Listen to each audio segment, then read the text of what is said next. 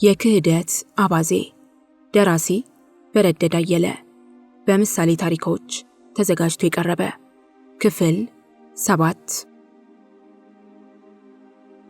ከጠሩት ውሻ ይልቅ የቀጠሩት ቀን ይፈጥናል የሚባለው ሐሰት አይደለም። ድርቡ ጎርፌ ሚስቱን ተቀምቶ ቤት ንብረቱን አጥቶ ከንዴትና ከብስጭት ጋር በውርደት ተሰናብቶ በታክሲ ሥራ ባልደረቦቹ ገፋፊነትና አበረታችነት ፒጂ ካውንቲ ውስጥ ሌላ ቤት ገዝቶ መኖር ከጀመረ 1 ዓመት ከ3 ወር ሆነው። እነዚህ 15 ወራት ግን በሕይወቱ ላይ አንዳችም ለውጥ አላመጡም። በውስጡ የቋጠረውን ቂም አላስፈቱትም። የበቀለ ህልሙን አላስረሱትም። አዲስ ህልም፣ አዲስ ተስፋ አላሳዩትም። ክፋትን በክፋት ለመወጣት ባቀደው መሰረት እየተጓዘ ነበር። ለማረሳሳትና የመጀመሪያው ተጠርጣሪ ላለመሆን ሲሆን 2 ዓመት ካልሆነም ለ1 ዓመት ያህል በግድያ መሰማራት ቀርቶ አንዳችም ምልክት ላለማሳየት በመወሰን ከዕለት ወደ ዕለት አስመሳይነቱንም እየተካነበት መጣ። ንዴትንና ቁጭትን እርግፍ አድርጎ ትቶ ፈጽሞ እንደረሳው እንደማያስታውሰው መሰለ። ጓደኞቹና የሥራ ባልደረቦቹም የሚመለከቱት ከአንገት በላይ የሚገልጠውን ጥርሱን፣ ደስተኛ መስሎ የሚታየውን ፊቱን እንጂ ያልነጻውንና ያደፈውን ልቡን አልነበረም። ዓላማውን ከግቡ ለማድረስ ያስመስል እንጂ እውነተኛ መልኩ ግን ሌላ ነበር። በዳግማዊ ትርፌ ላይ ግድያን የሚበይን ጭካኔን የሚያውጅ እንጂ ይቅርታን የሚያወርድ አንጀት የለውም። እንዴት እንደሚበቀል ከማውጣትና ከማውረድም ተገልሎ አያውቅም። በ2009 ሚያዝያ ላይ ዋሽንግተን ዲሲ ውስጥ ሥራ ውሎ ወደ ቤቱ ሲመለስ ከጆርጂያ መንገድ ታጥፎ ኒው ሃምፕሻየር እና ቡካነን ላይ ሲደርስ ከበስተኋላ ይከተል የነበረው ፖሊስ ምልክት ሰጠው። ትዕዛዙን በማክበር በስተቀኝ በኩል የኒው ሃምፕሻየርን መንገድ ጠርዙን ተጠግቶ ቆመ። ፖሊሱ ሊያስቆመው የተገደደው የፍሬኑ መብራት ስለማይሰራ ነበር። መንጃ ፈቃዱን ተቀብሎ ማንነቱን፣ ኢንሹራንሱን፣ ሌሎቹን ሕግ ነክና አስፈላጊ ጉዳዮች ከመረመረ በኋላ መብራቱን እንዲያስቀይር ከሚገልጽ የማስጠንቀቂያ ወረቀት ጋር መንጃ ፈቃዱን መለሰለት። ጊዜ ሊሰጠው አልፈለገም። ከኋላ ካደረ ሌላ ፖሊስ ቢይዘው ከአንድ ጊዜ በላይ ተጨማሪ ማስጠንቀቂያ የለም፣ የገንዘብ ቅጣት ያስከትልበታል። ሕዝብን ኃላፊነት ወስዶ ከአንድ ቦታ ወደ ሌላው የሚያመላልስ ነውና በቸልተኝነት ከተመለከተው ሌላም ጥያቄ ሊያስከትልበት ይችላል። ለምንስ ብሎ ይዘናጋል? ትልቅ ችግር አይደለም፣ ጊዜ የማይወስድበትም። ጋራዦችም የመለዋወጫ ዕቃ መደብርም እግረ መንገዱን ከፊት ለፊቱ አሉበት። ትንሽ ደቂቃዎች ከነዳ በኋላ ይደርስባቸዋል። ለምን ቀጠሮ ያበዛል? ከነገ ምን አለውና ያሳድረዋል። አቅጣጫውን ሳይቀይር የኒው ሃምፕሻየርን አውራ ጎዳና ይዞ ከነፈ። ዘውትር እንደሚያደርገው ምስራቃዊ ጎዳና ሲደርስ ወደ ቀኝ አልታጠፈም። ምስራቅ መንገድን አቋርጦ ኒው ሃምፕሻየር መንገድን ሳይለቅ ተሰባጥረው የተደረደሩትን የማክዶናልድ አዳራሽ፣ ጋራዥ ቤቶች፣ የሱቅ መደብሮች፣ የአልኮል መሸጫ ሱቆች በስተቀኙ በኩል እየተወ ባንክ ኦፍ አሜሪካ ከሚለው ግዙፍ ሕንፃ ሲደርስ ምልክት አሳይቶ ወደ ግራው አቅጣጫ ታጥፎ መልሶ ኒው ሃምፕሻየርን መንገድ ይዞ ግማሽ ማይል ከነዳ በኋላ ምስራቅ መንገድ ከመድረሱ በፊት የመብራት ምልክት አሳይቶ የመኪና መለዋወጫ ዕቃዎች መደብር አውቶፓርትስ ወደሚለው ግቢ ቀኙን ይዞ ታጠፈ። የመለዋወጫ ዕቃ መሸጫው መደብር አዳራሹ ብቻ ሳይሆን ግቢውን በጣም ሰፊ ነው። ፈረስ ያስጋልባል ማለት ይቻላል። ለደንበኞቹ የመኪና ማቆሚያ ችግር የለበትም። ጀንበር በሰረቀ ቁጥር በርከት ያሉ መኪኖችም ከግቢው አይጠፉም። ነገር ግን ከስፋቱ የተነሳ ስለሚወጣቸው ዶሮ በጋን እንዲሉ ናቸው። ልዩ ልዩ አውቶሞቢሎች ብቻ ሳይሆኑ ቁጥራቸው በ10 እና በ15 መሃል የሚገመቱ ራሳቸውን ችለው የሚንቀሳቀሱ መካኒኮች አሉ። የመለዋወጫ ዕቃው መደብር ሲከፈት አብረው ስራ ይጀምራሉ። ሲዘጋ ዕቃቸውን ጠቅልለው ወደ የቤታቸው ይሄዳሉ። የጥገና ስራ አገልግሎታቸው ግለሰባዊ ነው። ከመለዋወጫ ዕቃ መሸጫው መደብር ጋር ቀጥተኛም ሆነ ተዘዋዋሪ ግንኙነት የለውም። ክፍያቸው ከየጋራዥ ቤቶቹ ጋር ሲነጻጸር በጣም ይቀንሳል። ለምሳሌ መብራት፣ ባትሪና ሌሎችንም ጥቃቅን ነገሮች ለመቀየር የሚጠይቁት ገንዘብ ግፋ ቢል $10 አይበልጥም። ከዚያ ከፍ ላሉ መካኒክ ስራዎችም ከ15 ከ20 አስወደድም ቢሉ $25 አይዘሉም። ከሚጠይቁት ገንዘብ ይልቅ የሚያሰለቸው እኔ ልስራ የሚለው ውትወታቸው ነው። ራሳቸውን ሲያጋንኑ ሰው ይታዘበናል አይሉም። ዝም ብሎ የሚያዳምጣቸው ካገኙ መኪናዋን አፍርሰን እንሰራታለን እስከ ማለት ይደርሳሉ። ስነ ምግባራቸውም አጠያያቂ ነው። እምነት የሚጣልባቸው አይደሉም። የሚታለልላቸው ካገኙ ጭልፊቶች ናቸው። ከተመቻቸው ስታርተሩን እየቀየሩ ሌላውን አበላሽተው ጉድህን አላየህም ይላሉ። የተጠየቁትን ጨርሰው ያልተጠየቁትን ካልሰራን በማለት በድርቅና መከራከር ይወዳሉ። አያድርስ እንጂ እንዲጠግኑት ከተደራደሩት ጋር ግንኙነት ካለውማ የማስገደድ ያህል ይጫናሉ። በቀጣይ ለሚዋዋሉትም የሚጠይቁት የዋጋ ተመን እንደ መጀመሪያው አይደለም፣ በጥፍ ደምረው ነው የሚጠይቁት። በስራቸውም ዋስትና የሚባል ነገር የለም። እድል ያውጣኝ ብሎ ነው የሚገባበት። ዛሬ ሰርተው ነገ ቢበላሽ ግድ የላቸውም። ምን ነው ተብለው ቢወቀሱም ከምንም አይቆጥሩትም። ከይቅርታ ይልቅ ክፈለኝና እንደገና ልስራው የሚል ጥያቄን የሚያቀርቡት። ከዚያም በላይ ትህትና፣ ጨዋነት፣ ለአሰሪዎቻቸው ሊያደርጉት የሚገባ ግብረ ገብነት አልፈጠረባቸውም። ማግባባታቸውም ሆነ ጥያቄያቸው የሚገለጸው እንደ ስሜታቸው ነው። ገንዘብ አጥተው ሲያጨሱ የሚነጋገሩትና ካጨሱ በኋላ የሚደራደሩት አንድ አይደለም። የፊተኛው ከቁጣና ከጩኸት ጋር፣ የኋለኛው ከለዘብታና ጨዋ ከመምሰል ጋር። እነርሱን በዚህ ምድር ላይ ምርር አድርጎ የሚጠላቸው እንደ ድርቡ ጎርፌ ማንም የለም። መኪናውን ከፍተው የውስጥ ዕቃውን እንዲበረብሩ ቀርቶ በዓይኑ እንዲያያቸው አይፈልግም። እነርሱ ጋር በቅናሽ ከሚያሰራ ይልቅ ከእስማኤል ጋር በዋጋ መከራከሩን ይመርጣል። ሀበሻው እስማኤል ከመለዋወጫ ዕቃው ፊት ለፊት የኒው ሃምፕሻየርን መንገድ ተደግፈውና ተደርድረው ከሚገኙት ጋራዥ ቤቶች ያንዱ ባለቤት ነው። ድርቡ ጎርፌ እስማኤልን ይወደዋል። ዋጋው ጎና አጥንት ይሰብራል እንጂ መካኒክነቱ ቃማሽ የለውም በማለት በርካታ ደንበኞችን አስተዋውቆታል። በዚያው ላይ እስማኤል የመኪና ጥገና ሙያተኛ ብቻ ሳይሆን አፈኛም ነው። ነባር ደንበኞችንም ሆነ አዲስ መጣበሾችን እንዴት እንደሚያግባባቸው ንገሩኝ አይልም፣ ያውቅበታል። እግር የጣለው አበሻም ይሆን የቆየ ደንበኛ በእስማኤል ጋራዥ ውስጥ የሚጠራው ነፍሱ እየተባለ ነው። የሚጸልይለትና የሚሰግድለት አላህም ሊጎበኘው ቢመጣ ነፍሱ የሚለው ነው የሚመስለው።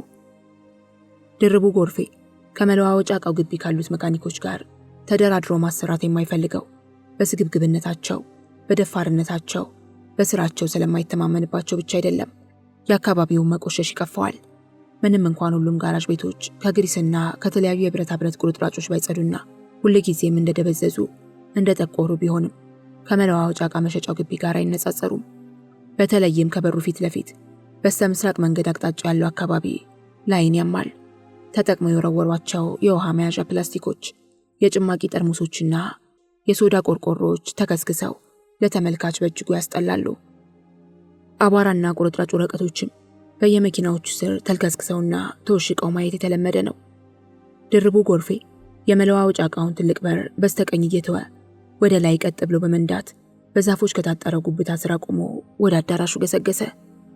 መካኒክ ይፈልጋሉ፣ የሚሰራ ካለ በቅናሽ እኔ እሰራለሁታለሁ እያሉ ከፊት ለፊቱ እየቀደሙ ለሚጠይቁት መካኒኮች ምንም መልስ አልሰጣቸውም።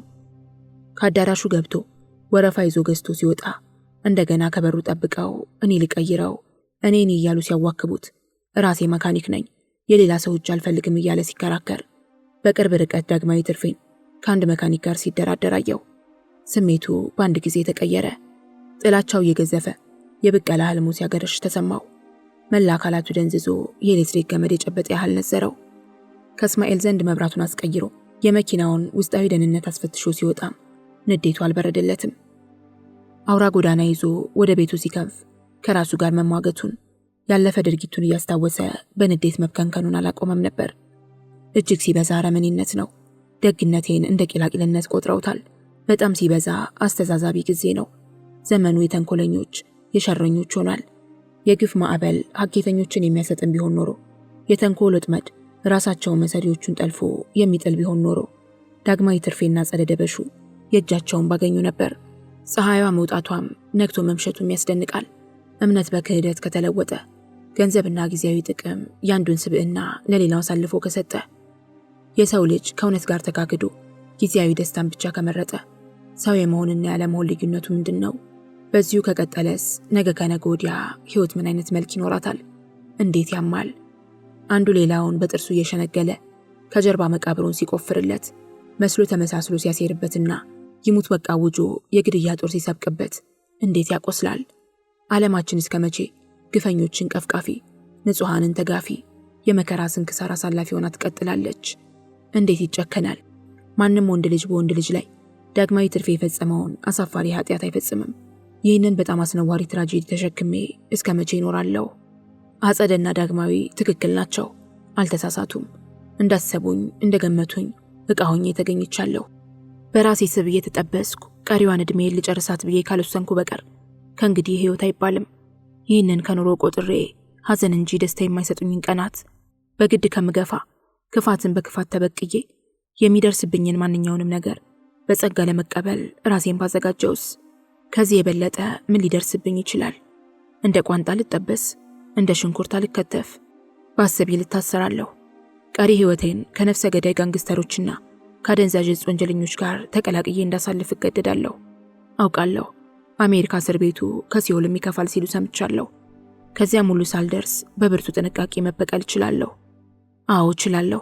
ተፈጥሮ የሆነው በሰው ልጅ የሚጨክን ስብዕና ባይኖረኝም ቅንጣት ታህል ርኅራኄ የሌላቸው በርካታ በላይ ሰዎች ካጠገቤ ሞልተው ተርፈዋል። ከኢኮኖሚም አንጻር አልጎዳም። አጸደ ደበሹና ዳግማዊ ትርፌ ከነጠቁኝ ሀብትና ንብረት ጋር ሲነጻጸር ከዚህ ግባ የሚባል አይደለም። ሲሆን ከዚያ በታች ግፋ ቢል እስከ $5000 በቂ ነው።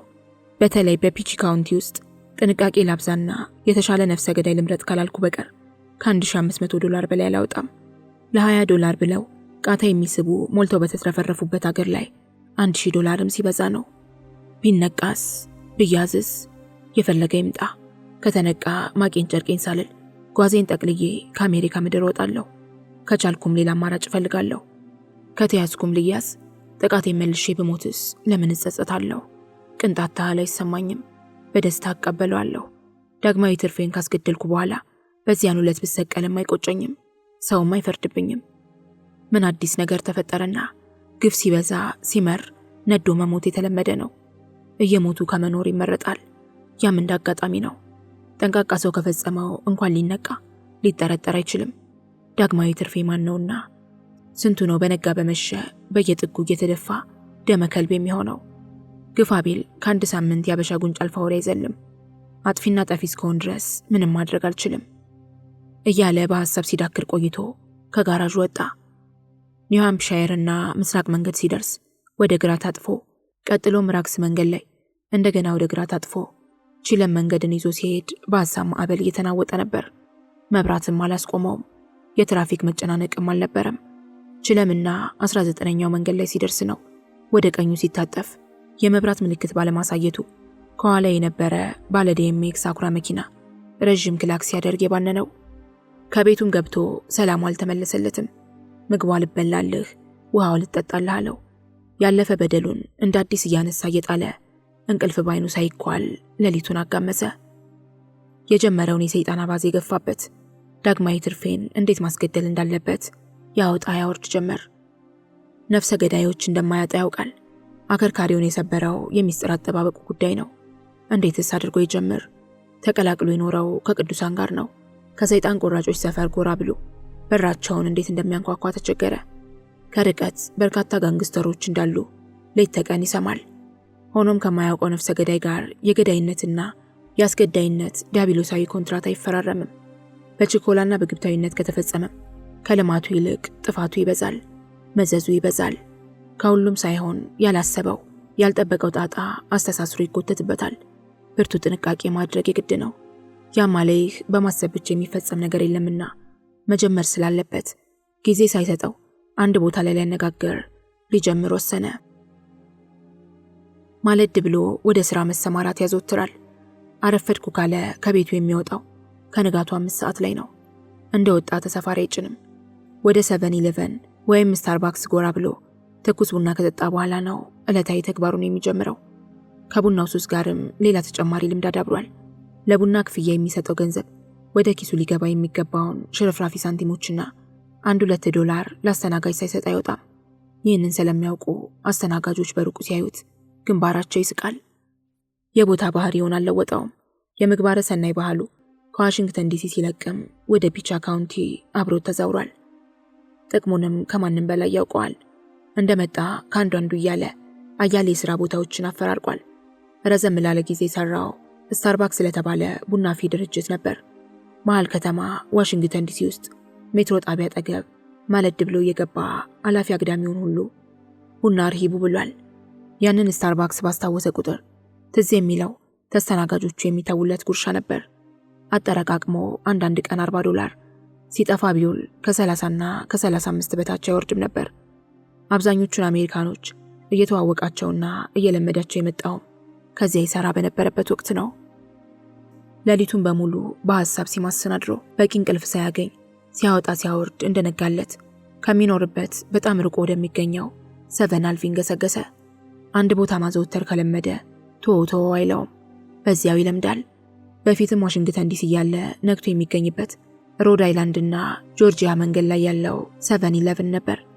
አሁን ደግሞ ወደ ፒጂ ከመጣ በኋላ ለቤቱ ቅርብ የሆነ 7-11 ችለን መንገድ ላይ ያለለት ርቆ ዋሽንግተን ዲሲ ውስጥ ካንሳስና ሮዝ ካፒቶል መንገድ ላይ ያለውን 7-11 ይመርጠዋል። መጀመሪያ አካባቢ ሮድ አይላንድና ጆርጂያ መንገድ ላይ እንዳለው ወደ ቀኙ ታጥፎ መኪናውን ለማቆም በቀላሉ ለመግባትና ለመውጣት አልተመቸውም ነበር። ካንሳስና ሮዝ ካፒቶል መንገድ ላይ የሚተላለፉ መንገዶች አሉ።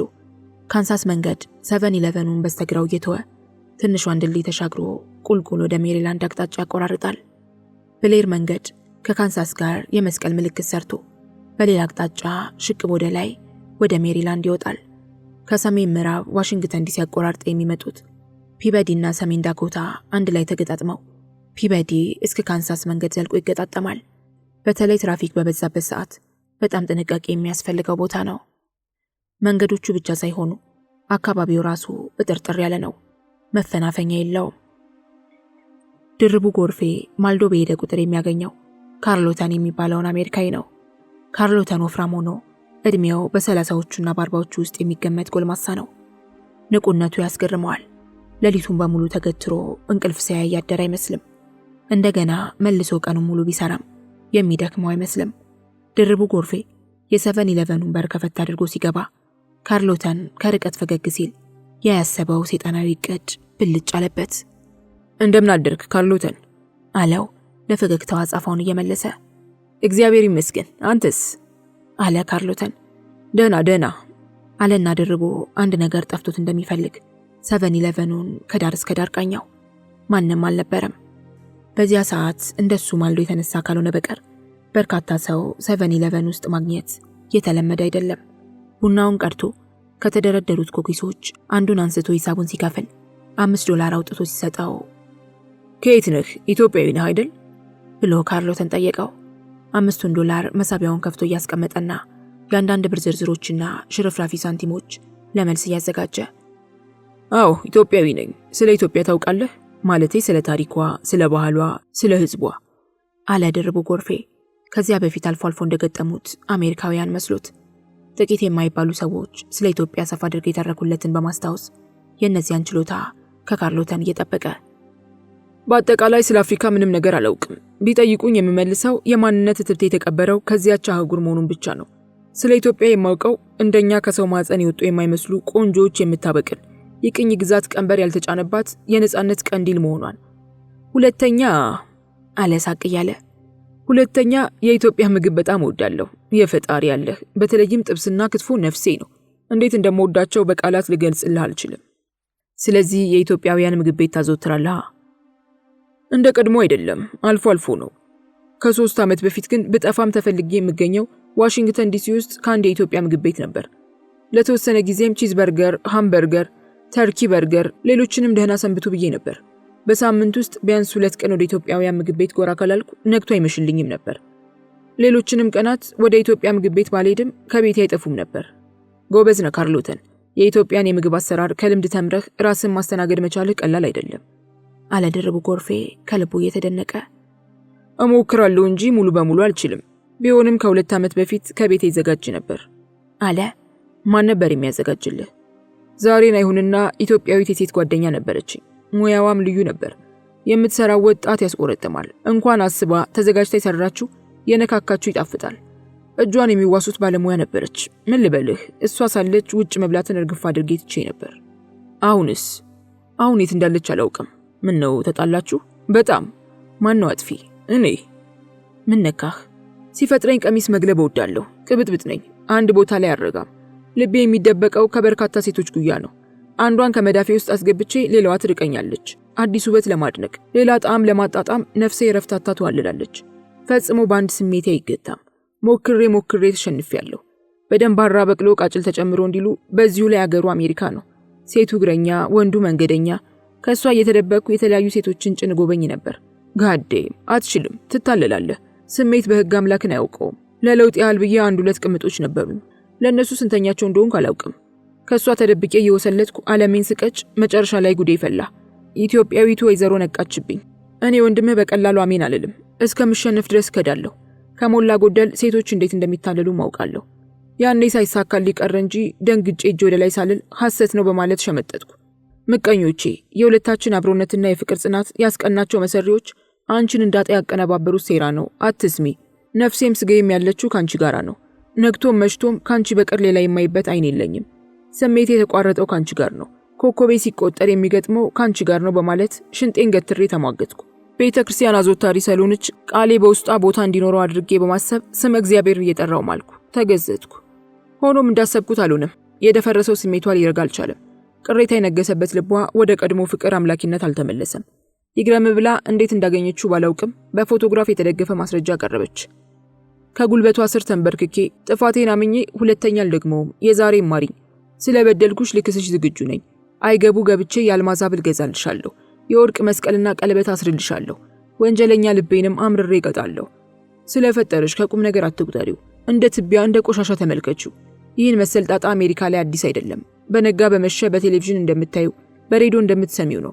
ስርቆት በየጎጆ ይጧጧፋል። ሴቱም መስረቅ፣ ወንዱም ከሚስቱ ባሻገር ሌላ ቆንጆ መናፈቅ በእኔ ብቻ አልተጀመረም። ስንቱ የሞላው የደላው ቱጃር፣ ስንቱ የአሜሪካንና የዓለም አቀፍ ጉዳዮችን ቋጥሮ የሚፈታ ተናግሮ የሚረታ ፖለቲከኛ ሳይወድ በግድ የቅሌት ካርድ ይመዘዝበታል። እባክሽን ይመቤት ምሕረትን አውርጂ፣ ቅናትን አስወግጂ በማለት ተማጸንኳት። እግር ዟሪ ነው አመላቸው፣ እንደ ውሃ የቀጠነ ፍላጎታቸው እንደ ራስ ጸጉር የበዛ ሴቶች አጋጥመውኝ ብዙ ነገር ታዝቤያለሁ። እንደሷ ግን በቅናት ፍም የሚንገበገብና በአንድ ጊዜ አንጀቱ የሚቆርጥ አይቻለውቅ። ከሁሉ አማረሽ ጋር በየዕለቱ ፈተና ውስጥ ገብቼ ቁም ስቅሌን እያየው መኖር አልፈልግም። ወላድ በድባብ ትሄድ። ላልጠፋ ወንድ ለአንተ ከብዙዎቹ አንዷ የምሆነው ለምንድን ነው? አንተ ያንጠለጠልከውን ያንጠለጠለ ሞልቶ ተርፏል። እውነተኛ እንጂ የሚዋሽ የሚታመን እንጂ የሚወሰልት ቃሉን የሚያከብር እንጂ የሚክድ ማዕት ነው። ወጣ ብል በየጥጉ ተልከስክሶ አገኘዋለሁ። ግን አልቸኩልም። ቀስ ብዬ ቀበጡን ሳይሆን ጭምቱን፣ አጉራ ዘለሉን ሳይሆን ትሁቱን፣ ጨካኙን ሳይሆን ሩህሩሁን፣ ራስ ወዳዱን ሳይሆን የሰዎችን ስሜት የሚጠብቀውን የሚያምነኝን የማምነውን ሰው ፈልጋለሁ። አንተን ከዚያችም ስትል ወረፋ መጠበቁ በቃኝ። ተፈጥሮን ተመክሮ አይመልሰውምና ከእንግዲህ ሊሆን አይችልም። መልካሙን ሁሉ እመኝልሃለሁ ብላ ተሰናበተችኝ። በእንባ ሸኘኋት። የሚያሳዝን የፍቅር ታሪክ ነው የነገርከኝ። እቅድህ ግን ልታገባት ነበር? አብደሃል እንዴ? ማን አጣብቂኝ ውስጥ ዘሎ ይገባል? የእሷ ህልም ግን ጋብቻ እንደነበር አሳምሬ ያውቃለሁ። ሰበብ እየፈላለገች በየጊዜው ስለ ሙሽርነት፣ ስለ ጋብቻ ቅዱስነት፣ የዚህ አይነቱ ኑሮ ከዝሙት ከስጋ ፍላጎት ናፋቂነት ያልተሻለ እንደሆነ አድርጋ ታነሳ ትጥል ነበር። እኔ ግን በግልጽ ባልነግራትም ጋብቻን ከእግር ብረት ለይቼ አላየውም። ከሷ በፊት 2 ጊዜ አግብቼ ፈትቻለሁ። የሰጣይንሳ የ3 ልጆችም አባት ነኝ። ከሁለቱ ሚስቶች ያለ ተሞክሮ ግን መራር ነው። ከኔ ጋር ብቻ ሳይሆን ከራሳቸውም ከማህበረሰቡም ጋር የተጣሉ በጎጆአችን ውስጥ አምባ ሆነን ካልታየም ባይ ፍቅር ጠል ነገር ናፋቂ ለዛ ቢሶች ነበሩ። ልብሴን ቀዳድጄ ጥዬ ዓለም ደና ሰንብች ለማለት ትንሽ ሲቀረኝ ነው እግዚአብሔር በኪነ ጥበቡ ያተረፈኝ። ከነርሱ በኋላ ትዳር 3 ጉልቻ የሚለው ቋንቋ አይገባኝም። እንደ ወሬ ማማማቂያና እንደ ተራሉ ባልታን የምቆጥረው። ልታምነኝ ካልቻልክ ሲበዛን ገብግቦኝ እስካሁንም ቁስለኛ ነኝ።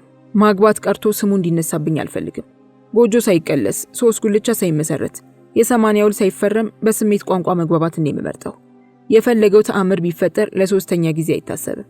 በጋብቻ ታስሬ በወንጀል ታስሬ አበሰይን ስለቆጠርኩ ፍዴን ስለከፈልኩ በቃይ ብያለሁ። ስንቱን ትችላለህ? የት ገባህ? የት ወጣህ? ጠረንህ ተለወጠ፣ ስሜት ተቀየረ። እንኳን ሰው መክሮ ኢየሱስ ክርስቶስም ወርዶ ቢገዝታ አትመለስም። በደም ውስጥ የሚንተከተከው ዝሙተኝነት ነው። ብቻ ማዕት ነው። ከብዙ በጥቂቱ ነው የጠቀስኩልህ። አንተስ? ያንተ ቢጤ ቁስለኛ ነኝ ካርሎተን። ሆያ ስታምታት ያዘችህ። ሳታስበው ከወጥመዷ ውስጥ ገባህላታ። ችግሩ እኮ ከዚህ ላይ ነው። በውበት የማይጠመድ የወንድ ልጅ ነፍስ የለም። በወይዛዝርቱ ስሜቱን ተነጥቆ አቅሉን የሳተ ስንቱ ነው። ነፍሳቸው በቆነጃጅቱ ያልተማረኩ ከስሜታዊነት በእጅጉ የራቁ ሰዎችን የምታገኘው ከብዙ በጥቂቱ ነው። አይደለም፣ የተገላቢጦሽ ነው። ራሴን ማጋነን አይሆንብኝና በጥሩ ስነ ምግባር ተኮትኩቼ ያደግኩ ሰው ነኝ። ቅኖቹ እንጂ ግፈኞቹ የሚጓዙበትን አልመርጠውም። አንደበቴ ውሸትን፣ ልቤ ትዕቢትን አያውቁም። ትዳሩን የሚያከብር እንደኔ ያለ ለማለት እቸገራለሁ። ነገሩ ጎን ነው። እኔ ሳሎን፣ እሷ ናት ያምታታችሁ። ተቀምጬ ነው። ፈጣሪ የባሳላ አገርክን አትልቀቅ የምትሉት ነገር አላችሁ አይደል? ማን የቀማህ? ደፋር ነው የቀማኝ። ምን ይመጣብኛል ባይ አጼ በጉልበቱን የነጠቀኝ።